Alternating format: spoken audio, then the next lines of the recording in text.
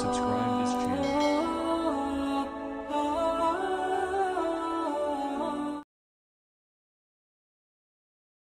अस्सलामु अलैकुम व रहमतुल्लाहि व बरकातुहू। उपस्थित সকলকে জানাই আন্তরিক প্রেম প্রীতি শুভেচ্ছা ও ভালোবাসা। আজকের এই সুন্দর অনুষ্ঠান পাক পবিত্র মাহফিল, ইতিপূর্বে আপনারা শুনলেন শিল্পী আবুল কালামের কণ্ঠে থেকে একটি বেদনাদায়ক গজল। আমাদের মধ্যে থেকে বিদায় নিয়েছেন কবি আলাউদ্দিন সাহেব। আমরা সবাই জানি, আমরা সবাই ওনার জন্য দোয়া করব, আল্লাহ ওনাকে জান্নাতুল ফিরদাউসে মাকাম আতা করুন, বলুন আমিন। তো এই সুন্দর অনুষ্ঠান মাহফিলে উপস্থিত বিশিষ্ট ব্যক্তিবর্গ সকলকে আন্তরিক বুক ভরা ভালোবাসা। আর আমাদের এই বাদামতলার বুকে এটা আল্লাহর রহমত বলতে পারেন।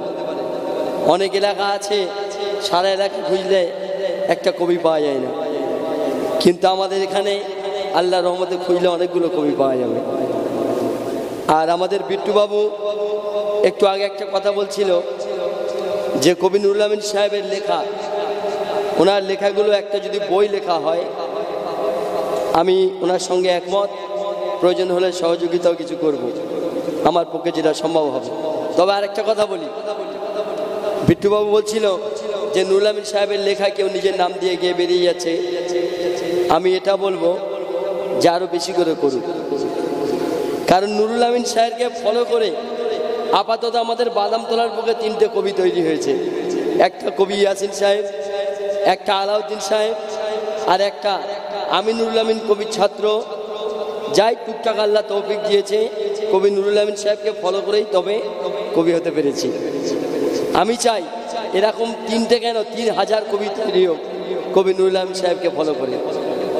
আজকে নুরুল আমিন সাহেবের লেখায় নিজের নাম বসিয়ে দিচ্ছে, কালকে সে চেষ্টা করবে নিজে লেখার জন্য। যাই হোক, অনেক কথা বলে ফেললাম। আপনাদের সামনে পবিত্র নাথ রাসূল পরিবেশন করে শোনাবো। তার আগে ছোট্ট একটি কতিকা গিয়ে শোনাবো। বাবু একটু কোনটা দাও না। হ্যালো হ্যালো হ্যালো, একটু কতিকা গিয়ে শোনাবো। আর এই কতিকার মাধ্যমে আমাদের সমাজের একটি বাস্তব চিত্র তুলে ধরেছি। হয়তো অনেকের ভালো লাগতেও পারে আর নাও পারে, কারণ আমরা যে কথাগুলো লিখি এতে কিছু শিক্ষা নেবার ব্যাপার থাকে।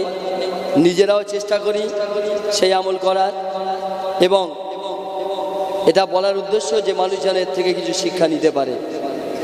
আমাদের সমাজে দেখবেন কিছু মানুষ আছে স্বার্থ থেকে আপনার পেছনে ঘোরে, স্বার্থ ফুরিয়ে গেলে আপনাকে আর চিনতে পারে না।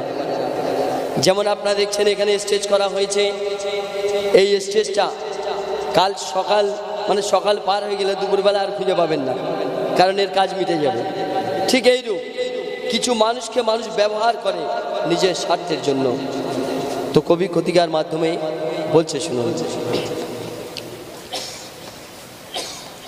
চিনবে না কেউ, চিনবে না স্বার্থ শেষ হলে, চিনবে না কেউ, চিনবে না স্বার্থ শেষ হলে। হায় রে দুনিয়া কেউ কারোর না, যাকে যার প্রয়োজন তাছাড়া সে চিনবে না, চিনবে না কেউ, চিনবে না স্বার্থ শেষ হলে। হায় রে দুনিয়া কেউ কারোর না, যাকে যার প্রয়োজন তাছাড়া সে চিনবে না, চিনবে না কেউ, চিনবে না স্বার্থ শেষ হলে। দেখবেন আপনার কাছের মানুষ, আপনার নিজের লোক যখন পর হয়ে যায়, তখন দূরের লোক, বাইরের লোক আপনার আপন হওয়ার খুব চেষ্টা করে।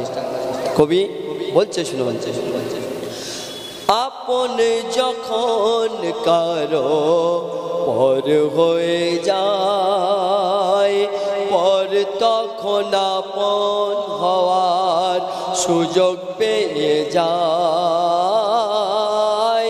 আপন যখন কারো পর হয়ে যায়, পর তখন আপন হওয়ার সুযোগ পেয়ে যায়।